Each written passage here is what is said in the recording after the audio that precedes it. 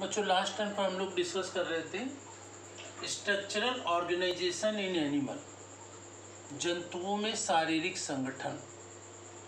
जंतुओं में शारीरिक संगठन के अंतर्गत हम लोगों ने डिस्कस क्या किया था, टिश्यू के बारे में, ऊतकों के बारे में डिस्कस किया।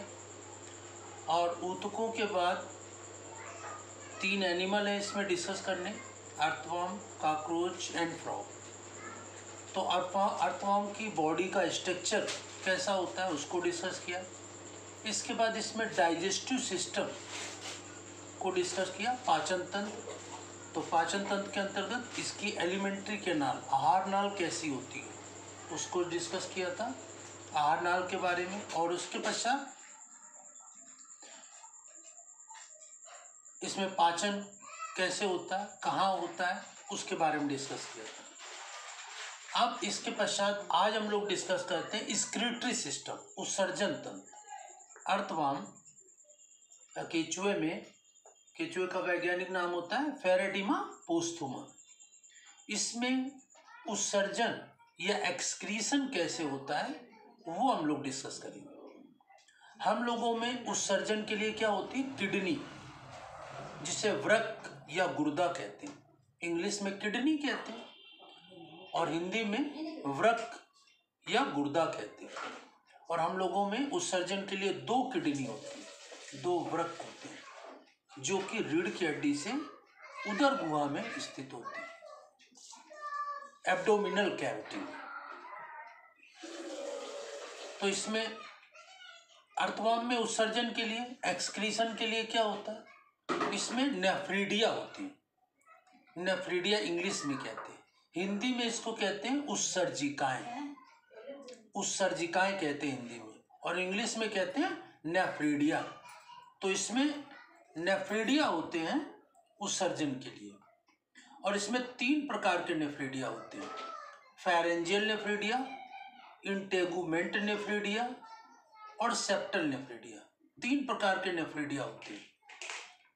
ये उत्सर्जन क्रिया को संपन्न करते हैं। उत्सर्जन में क्या होता है, शरीर से अंदर से हानिकारक तथा अपशिष्ट पदार्थों को शरीर से बाहर निकाला जाता है। इसे हम उत्सर्जन कहते हैं, एक्सक्रीशन कहते हैं।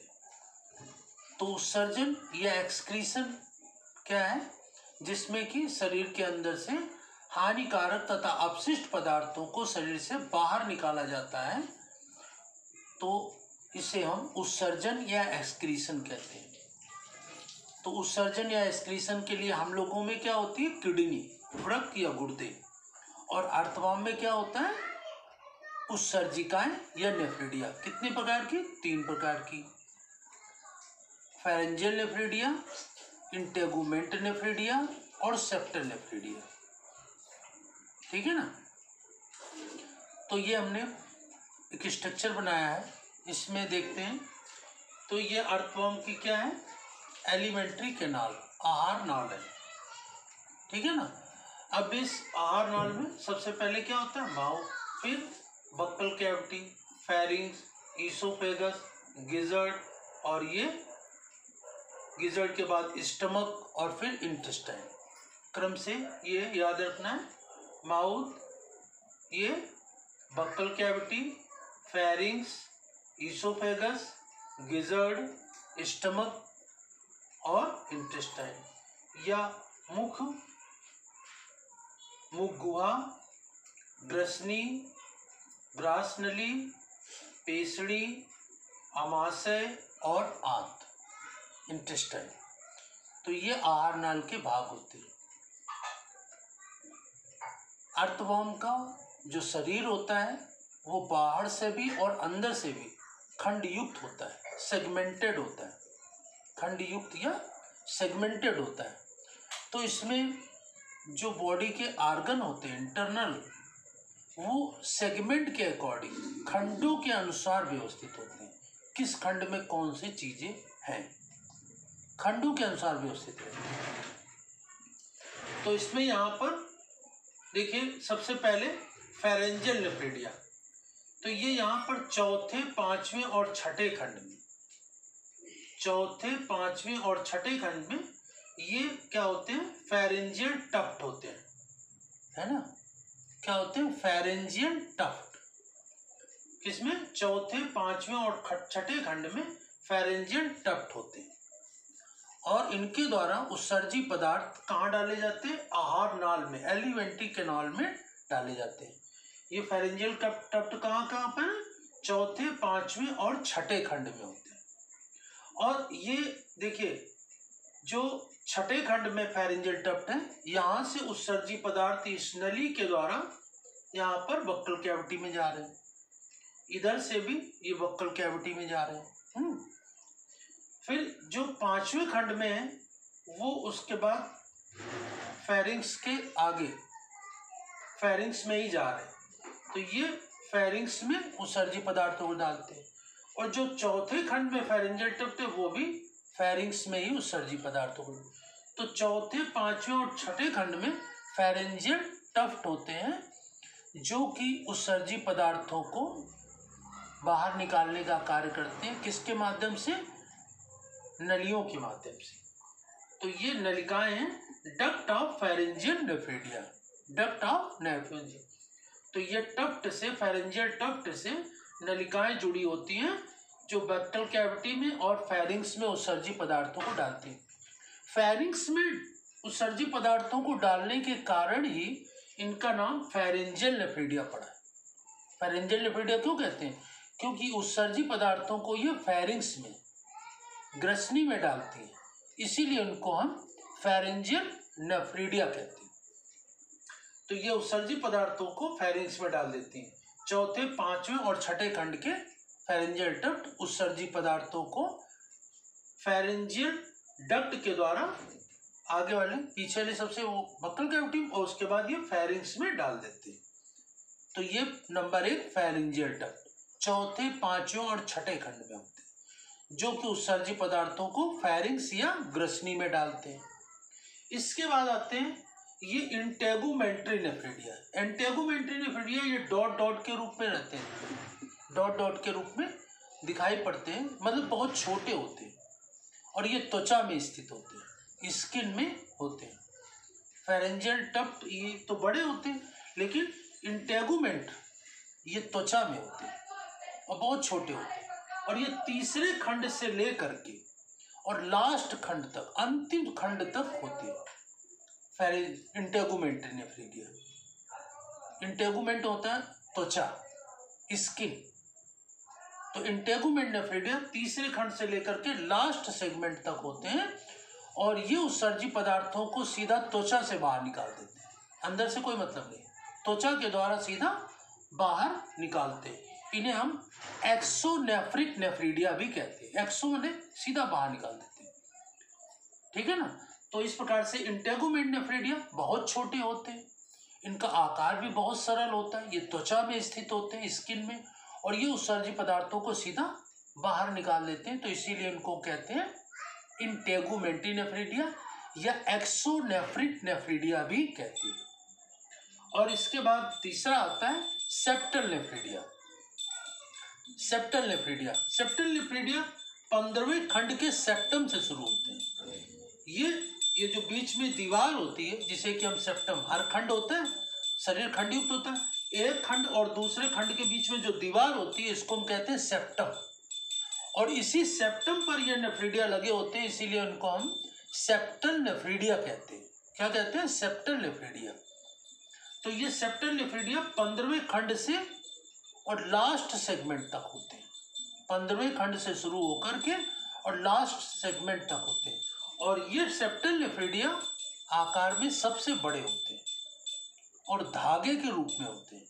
जैसे कि इसको डिसेक्ट करें, अर्थवर्म को डिसेक्ट करके इसको खोलें, तो इसमें ये धागे के रूप में दिखते हैं। जैसे स्किन को हटाएं तो एलिमेंट्री कैनाल और स्किन के बीच में ही धागे के रूप में लगे रहते हैं। तो ये सेप्टल नेफ्रेडिया आकार में सबसे बड़े होते हैं, और ये उत्सर्जी पदार्थों को लेकर के एलिमेंट्री कैनाल में डालते हैं, आहार नाल में, आंतों में डालते हैं, क्योंकि आंतें शुरू हो जाती हैं यहाँ से।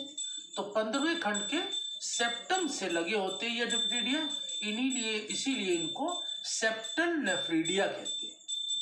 और सेप्टल नेफ्रेडिया उत्सर्जी पदार्थों को एलिमेंट्री कैनाल, आहार नाल में, इंटेस्टाइन में, आंतों में डालते हैं।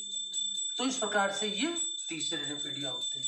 तो इस प्रकार से 3 nephridia, number 1 pharyngeal nephridia, number 2 integumentary nephridia, number 3 septal nephridia.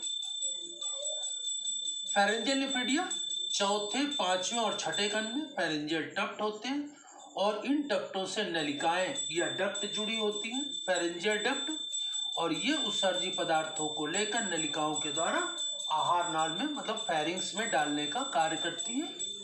इसीलिए इनको फेरेंजियल नेफ्रिडिया कहते हैं। और इंटेगुमेंट नेफ्रिडिया, इंटेगुमेंट माने होता है त्वचा, और ये नेफ्रिडिया सबसे छोटे होते हैं आकार में और त्वचा में स्थित होते हैं, इसीलिए इनको हम इंटेगुमेंट नेफ्रिडिया कहते हैं। इंटेगुमेंट माने त्वचा, और ये उत्सर्जी पदार्थों को सीधा त्वचा से बाहर निकाल देते हैं। सेप्टल नेफ्रिडिया ये 15वें खंड के सेप्टम से लगे होते हैं, इसीलिए इनको सेप्टल नेफ्रिडिया, ये आकार में सबसे बड़े होते हैं और धागे के रूप में दिखाई पड़ते हैं। एलिमेंट्री कैनाल और त्वचा से जुड़े रहते हैं और ये उत्सर्जी पदार्थों को एलिमेंट्री कैनाल, आंतों में ही डालते हैं, इसीलिए ये एंडोनेफ्रिक नेफ्रिडिया है। तो इस प्रकार से देखें तो जो फेरेंजियल नेफ्रिडिया है और सेप्टल नेफ्रिडिया, ये दोनों उत्सर्जी पदार्थों को कहाँ डालना है? एलिमेंट्री कैनाल में, आहार नाल में। तो ये क्या कहलाएंगे? एंडोनेफ्रिक नेफ्रिडिया, क्योंकि आहार नाल के अंदर डालना है। जबकि इंटेगुमेंट नेफ्रिडिया उत्सर्जी पदार्थों को सीधा त्वचा से बाहर निकालते हैं, तो ये एक्सोनेफ्रिक नेफ्रिडिया होते हैं। तो इस प्रकार से फंक्शन के आधार पर, उत्सर्जी पदार्थों को निकालने के आधार पर नेफ्रिडिया को हम 2 भागों में बांट सकते हैं, एक्सोनेफ्रिक नेफ्रिडिया और एंडोनेफ्रिक नेफ्रिडिया, है ना। नंबर 1 है एक्सोनेफ्रिक नेफ्रिडिया और दूसरा है एंडोनेफ्रिक नेफ्रिडिया, है ना। एक्सोनेफ्रिक नेफ्रिडिया और एंडोनेफ्रिक नेफ्रिडिया। एक्सो क्या होंगे? इंटेगुमेंट नेफ्रिडिया, ये बहुत छोटे होते हैं, त्वचा में पॉइंट पॉइंट के रूप में हम इनको चित्र में दिखाते हैं, आकार में बहुत छोटे होते हैं, त्वचा में स्थित होते हैं, और ये तीसरे खंड से लेकर के और अंतिम खंड तक होते हैं। फेरेंजियल नेफ्रिडिया केवल चौथे, पांचवें, छठे में ही है। सेप्टल नेफ्रिडिया 5वें से लेकर के अंतिम खंड तक होते हैं। तो एक्सोनेफ्रिक नेफ्रिडिया, इंटेगुमेंट नेफ्रिडिया जो होते हैं वो एक्सोनेफ्रिक होते हैं, ये उत्सर्जी पदार्थों को त्वचा से सीधा बाहर निकाल देते हैं। जबकि एंडोनेफ्रिक नेफ्रिडिया कौन कौन से होते हैं? ये फेरेंजियल नेफ्रिडिया और सेप्टल नेफ्रिडिया, ये एंडोनेफ्रिक नेफ्रिडिया। एंडो का मतलब ये उत्सर्जी पदार्थों को आहार नाल के, एलिमेंट्री कैनाल के अंदर डालते हैं, इसीलिए इनको कहते हैं एंडोनेफ्रिक नेफ्रिडिया, ठीक है ना। तो इस प्रकार से अर्थवर्म में उत्सर्जन के लिए क्या होते हैं? नेफ्रिडिया। कितने प्रकार के होते हैं? 3 प्रकार के होते हैं, फेरेंजियल नेफ्रिडिया, इंटेगुमेंट नेफ्रिडिया और septal nephridia. Integument, pharyngeal nephridia कहाँ कहाँ होते हैं? चौथे, पांचवें और छठे खंड में होती है, और ये उत्सर्जी पदार्थों को नलिकाओं के द्वारा फेरिंग्स में या ग्रसनी में डालते हैं। नंबर 2 इंटेगुमेंट नेफ्रिडिया कहाँ होते हैं? ये तीसरे खंड से लेकर के अंतिम खंड तक होते हैं, क्योंकि केचुए में 120 से लेकर के 150 खंड तक होते हैं लगभग, तो ये अंतिम खंड तक होते हैं इंटेगुमेंट नेफ्रिडिया, या इन्हें त्वची नेफ्रिडिया भी कह सकते हैं। ये त्वची उत्सर्जिका है, ठीक है।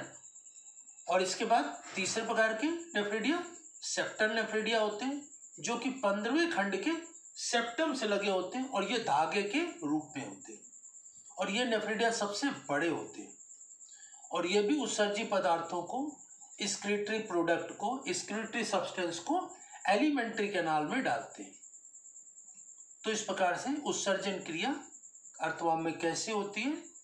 इसमें नेफ्रिडिया के द्वारा होती है। नेफ्रिडिया कितने प्रकार के होते हैं, कहाँ कहाँ स्थित होते हैं, और ये उत्सर्जी पदार्थों को, एक्सक्रीटरी सब्सटेंस को कहाँ कहाँ पर पहुँचाने का कार्य करते हैं। तो ये आपको ध्यान रख के पढ़ना है, ध्यान देना है, ध्यान से सुनेंगे, इसको समझेंगे और इसके पश्चात इसको अपनी फेयर कॉपी में नोट करेंगे, ठीक है ना। तो ये अर्थवर्म का हम लोगों ने पहले बॉडी स्ट्रक्चर पढ़ लिया, बॉडी स्ट्रक्चर के बाद इसका डाइजेस्टिव सिस्टम, एलिमेंट्री कैनाल पढ़ा, और इसके पश्चात आज हम लोगों ने पढ़ लिया इसका एक्सक्रीटरी सिस्टम या उत्सर्जन तंत्र, ठीक है ना। और इसके पश्चात नेक्स्ट टर्म पर इसको पढ़ेंगे इसका रिप्रोडक्टिव सिस्टम या प्रजनन तंत्र। धन्यवाद।